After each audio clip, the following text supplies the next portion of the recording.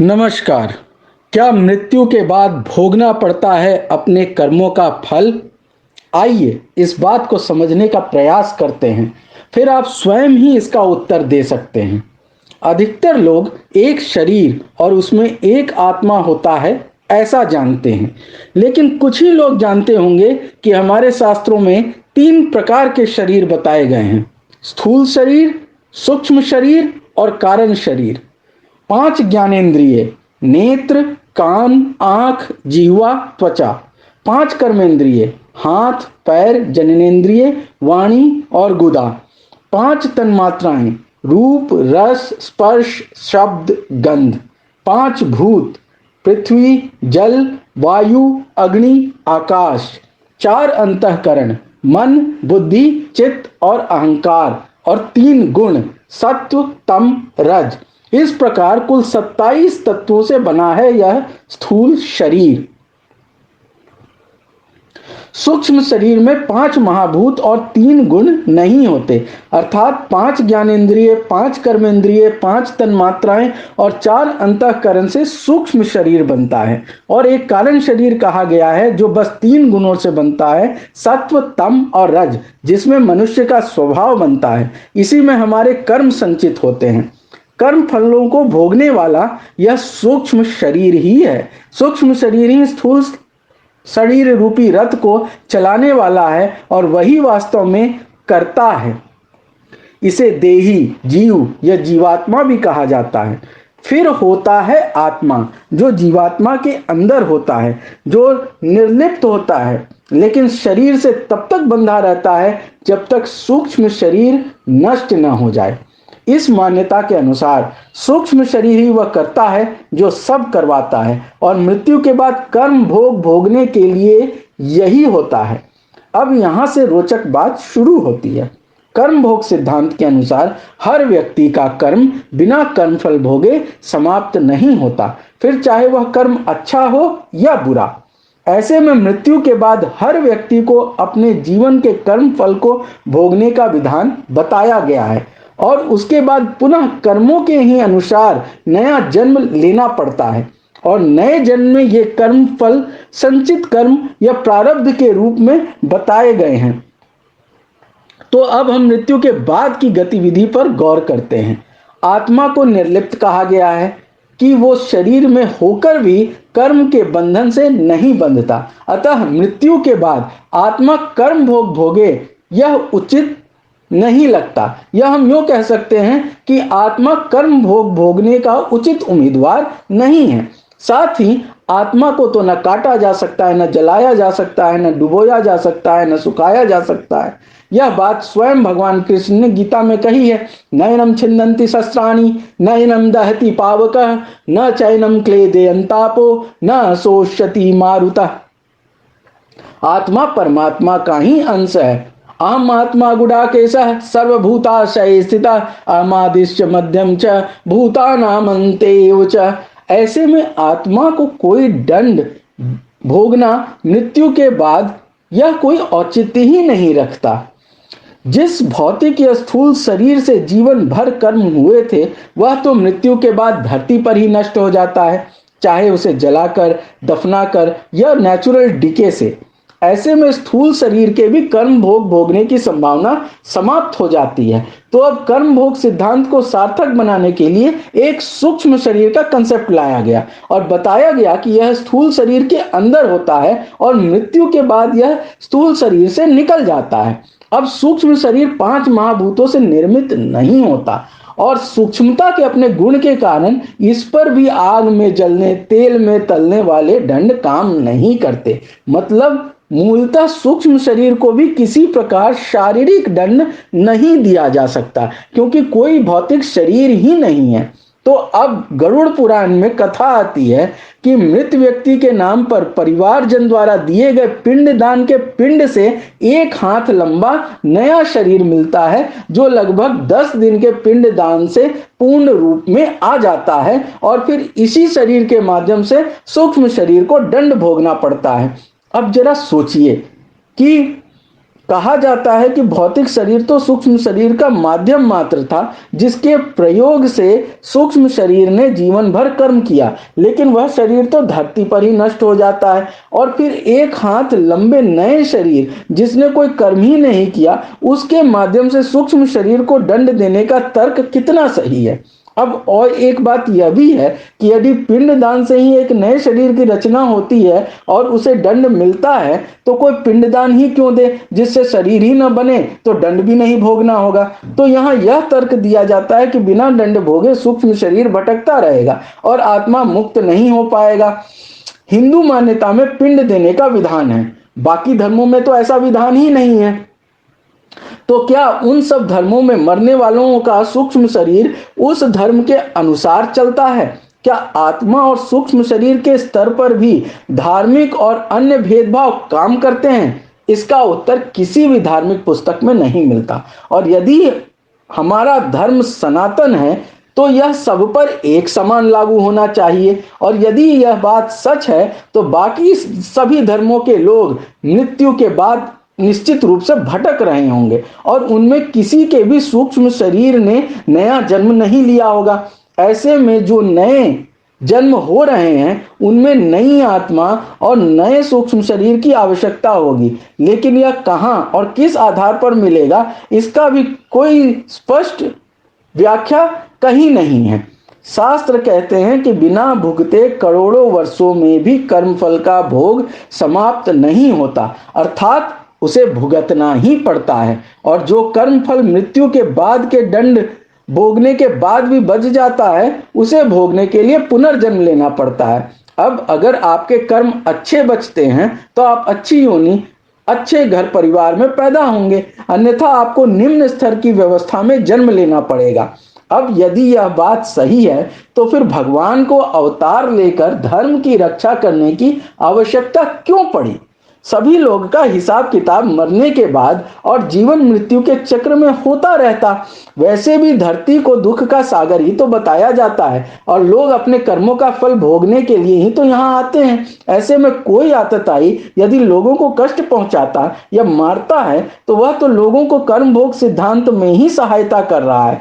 जितनी जल्दी कर्म फल भोगेंगे लोग, उतनी जल्दी मुक्ति मिल सकती है उनको। उन पर अत्याचार हो रहा है, वे जल्दी मुक्ति पाने के अधिकारी होंगे और उस दुष्ट व्यक्ति के लिए वैतरणी नदी, तेल की कढ़ाई और तरह तरह के भयंकर नरक तो हैं ही उसका हिसाब किताब करने के लिए। और फिर नया जन्म लेके फिर इस धरती पर आएगा ही वह अपना कर्म भोगने के लिए। और बार बार के इस प्रोसेस में कभी तो उसे अकल आ ही जाएगी, लेकिन नहीं।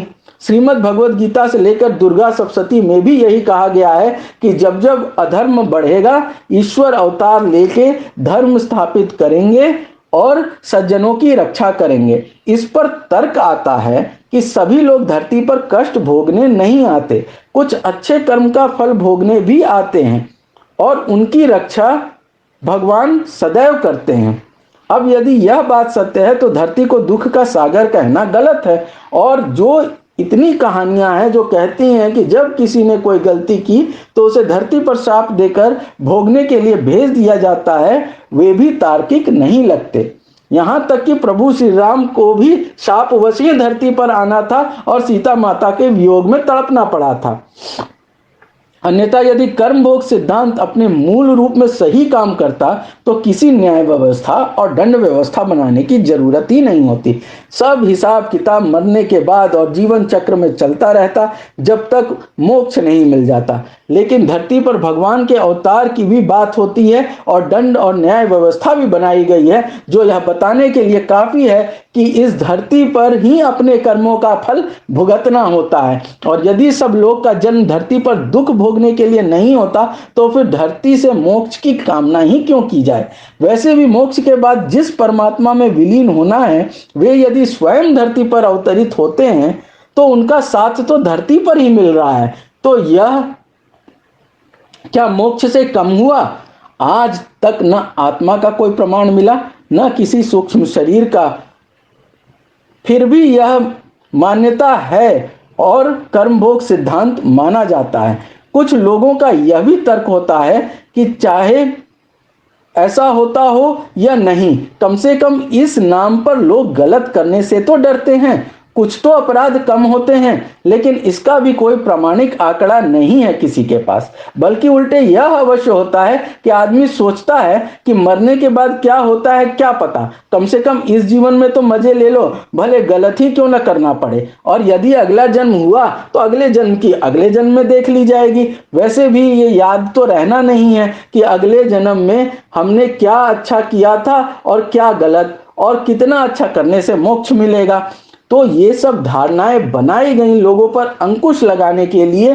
लेकिन अब यह भी देख सकते हैं हम कि जिस धर्म के नाम का डर दिखाकर लोगों को सही करने की सीख दी जाती है, उसी धर्म के नाम पर उन्मादी और हिंसक भी बना दिए जाते हैं लोग। यहाँ तक कि ब्रेन वॉश करके आतंकवाद का रास्ता अपनाने के लिए भी विवश कर दिए जाते हैं लोग, सिर्फ उसी धर्म के नाम पर। लेकिन जिसे अब हम धर्म कहते हैं, वह वास्तव में धर्म नहीं है। धर्म वह है जो धारण करता है, धारण करता है वह समस्त ब्रह्मांड, वह समस्त प्रकृति और जीवन। धर्म वह है जो रक्षा करता है, धर्म वह है जो सब पर एक समान लागू होता है, धर्म वह है जो कर्तव्य भाव से जनहित में सर्वे भवन्तु सुखिनः के भाव से किया जाता है। लेकिन हम देख सकते हैं कि धर्म के मायने बदल दिए गए हैं। यह पूरी दुनिया क्रमागत उन्नति या एवोल्यूशन का ही परिणाम है, और हमारी उन्नति भी क्रमागत ही हुई है। ऐसे में बहुत सी चीजें जैसे बिजली का चमकना, ग्रहण लगना, हाई टाइड, लो टाइड आदि, जो हमने पहली बार देखा होगा और देखकर सोचा होगा कि यह कैसे होता है, उसका उत्तर नहीं जान पाए होंगे। और उसके लिए हमें एक पारलौकिक या ईश्वर जैसी चीज की कल्पना कर ली कि कोई तो है जो यह सब करता है, कोई तो है जिसने यह सब कुछ बनाया है, कोई तो है जो सब कुछ संचालित कर रहा है। और धीरे धीरे यह सब आस्था और विश्वास धर्म बन गया। यह घटना पूरे विश्व में हुई, लेकिन चूंकि सबकी कल्पना अलग अलग होती है, इसलिए लोगों के भगवान की भी कल्पना अलग अलग हुई, और पूरे विश्व में धर्म को माना जाता है। और यह धर्म वही था जो सब कुछ धारण करता है, और जो बिजली चमकाता है, जो पानी बरसाता है, जो पेड़ पौधे, पृथ्वी, आकाश, सूर्य सब बनाता है। ईश्वर इसी धर्म के प्रतीक बना दिए गए। और चूंकि सबकी कल्पना अलग अलग होती है, इसलिए सबने अलग अलग तरह के ईश्वर की कल्पना की। जो नहीं मानते उन्हें भी धर्म से संबंधित बातों को सुनने का अवसर अवश्य मिल जाता है। बचपन में दादी नानी की कहानियों से लेकर बड़े होने तक धर्म और भगवान की अलग अलग कहानी हम सुनते और देखते हैं। परिणाम यह होता है कि कुछ कॉन्शियस और कुछ सब कॉन्शियस माइंड में ऐसा रिकॉर्ड हो जाता है कि हम उससे संबंधित बातों को नकार ही नहीं पाते, और विश्वास करने लगते हैं कि कुछ तो जरूर है जिसकी वजह से सब चलता है।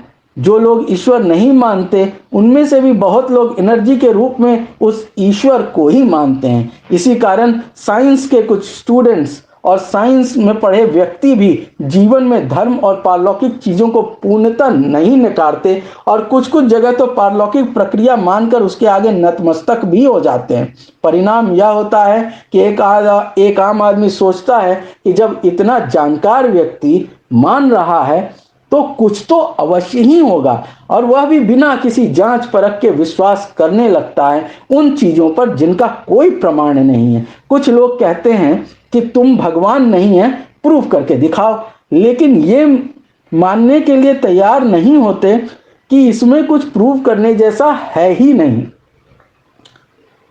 क्योंकि जो है ही नहीं उसके न होने का क्या प्रूफ दिया जा सकता है। सबसे बड़ा प्रूफ तो यही है कि उसके होने का ही कोई प्रमाण नहीं है। लेकिन इसके जवाब में लॉजिकल फैलेसी परोसी जाती है कि किसी ने अपने परबाबा या उनके भी बाबा को नहीं देखा, तो क्या वे नहीं थे? लेकिन किसी के होने और न होने का प्रूफ किसी का विश्वास या लंबे समय से चली आ रही मान्यताएं नहीं होती। प्रमाण होते हैं पुरातात्विक, प्रमाण होते हैं निष्पक्ष इतिहास, प्रमाण होते हैं real evidence, testimony, physical evidence, eyewitness आदि। इनमें से किसी एक बात के लिए एक से अधिक एविडेंस का होना मान्य माना जाता है।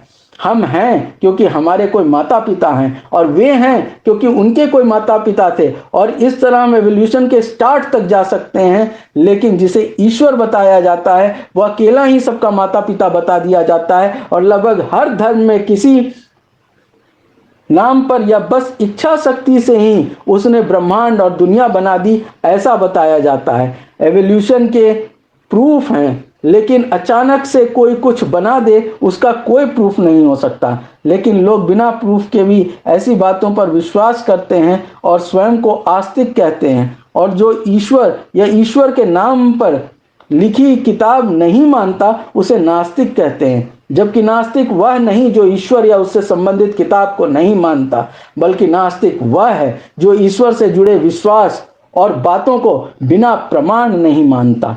कर्म भोग, स्वर्ग नरक, पाप पुण्य आदि बातें लोगों ने बनाई और इतनी प्रचारित की लोगों ने कि उस पर बिना प्रश्न के विश्वास कर लिया गया। इसलिए आज ऐसी शिक्षा आवश्यक है जो तर्क करना सिखाए।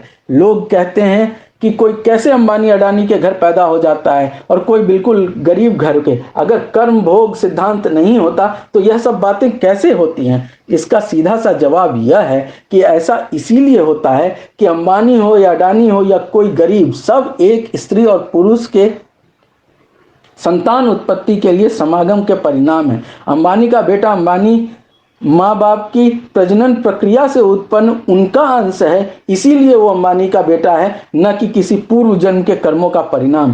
तनिक विचार कीजिए और आप समझ सकेंगे कि आपका जन्म आपकी इच्छा से नहीं हुआ और न ही हम सबके माता पिता ही जानते थे कि हम जन्म लेंगे। यह एक संयोग का परिणाम होता है, लेकिन चूंकि यह संयोग का परिणाम है इसलिए इसे प्रारब्ध और कर्म भोग जैसा सिद्धांत से जोड़ देना आसान हो जाता है। आत्मा, सूक्ष्म शरीर, स्थूल शरीर, कारण शरीर, परमात्मा आदि की अवधारणा हमारे अज्ञान को पुष्ट करने के लिए ही बने, ताकि हम ऐसी बातों पर विश्वास कर उनके उत्तर न जानने की स्थिति में संतोष कर सकें।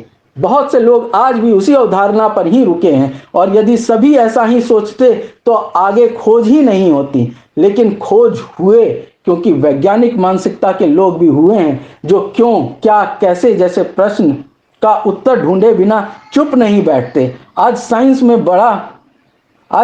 से बड़ा भगवान को मानने वाले भी साइंस के उपकरणों के बिना नहीं रह सकते, लेकिन फिर भी विज्ञान को नकारेंगे। किसी भी चीज को जानना और फिर मानना विश्वास है और विज्ञान है, लेकिन किसी बात को बिना जाने मान लेना और ऐसा मान लेना कि उसके बाद सत्य जान लेने पर भी कि यह मानने योग्य नहीं है, फिर भी यह न मानना कि यह मानने योग्य नहीं है, यही हठ अंधविश्वास है। शरीर को चलाने के लिए जो ऊर्जा की जरूरत होती है उसे माइटोकॉन्ड्रिया या powerhouse of the cell हमारे भोजन से बना लेते हैं, और जो विवेक और चेतना है उसका सीधा संबंध हमारे मस्तिष्क से है। ऐसे में आत्मा की भूमिका समाप्त हो जाती है। अब ये आत्मा ही नहीं तो फिर मुक्ति किसकी होनी है? किसी की नहीं, क्योंकि स्थूल शरीर के मिटने के बाद जब सूक्ष्म शरीर भी मिट जाएगा तो आत्मा को मोक्ष मिलेगा। लेकिन यदि आत्मा ही नहीं तो सूक्ष्म शरीर भी नहीं, क्योंकि उसके होने का कोई औचित्य ही नहीं। यह तो बस हमारे कौतूहल को शांत करने का एक प्रयास मात्र था जो अवधारणा और कल्पना पर आधारित था। अब यदि आत्मा नहीं होता और सूक्ष्म शरीर भी नहीं होता तो फिर कर्म भोग सिद्धांत भी स्वतः समाप्त हो जाता है और रह जाता है वह शरीर और यह जीवन। और जब यह हम जान लेते हैं कि यही एक जीवन है तो इस जीवन का महत्व और बढ़ जाता है, क्योंकि इस जीवन का अर्थ है संयोग से प्राप्त बिना उद्देश्य के जीवन को एक अर्थ और उद्देश्य प्रदान करना। और जब हम एक अच्छे उद्देश्य प्रदान करने का प्रयास करेंगे तो हम अच्छे कर्म का प्रयास करेंगे। हमारे अंदर यही सत्य और सत्य का प्रोत्साहन होना चाहिए, बजाय इस झूठे डर के कि मरने के बाद हमें पकाया जाएगा, मारा जाएगा इत्यादि।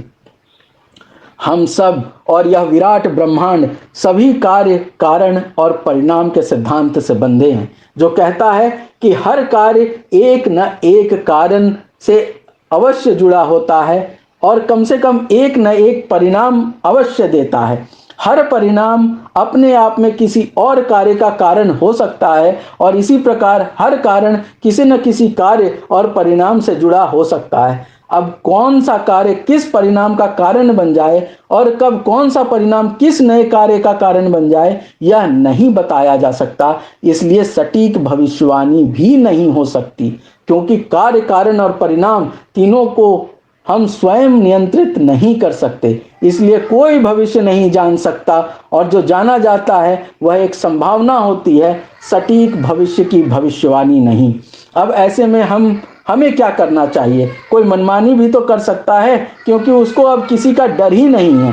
हमें बस यही याद रखना चाहिए कि निज स्वार्थ और प्रकृति के विरुद्ध कुछ भी करना गलत है। हम मनुष्य हैं और मनुष्य का एक मौलिक धर्म परोपकार है, क्योंकि अपने लिए तो पशु पक्षी भी जी लेते हैं। कहा गया है, यही पशु प्रवृत्ति है कि आप ही चरें, मनुष्य है वही जो मनुष्य के लिए मरे। और एक बचपन में पढ़ी कविता की कुछ पंक्तियां मैं यहाँ कहना चाहूंगा कि आज विश्व के मंदिर में भगवान नहीं इंसान चाहिए, मंदिर मस्जिद गिरजा है पर हर दिल में ईमान चाहिए।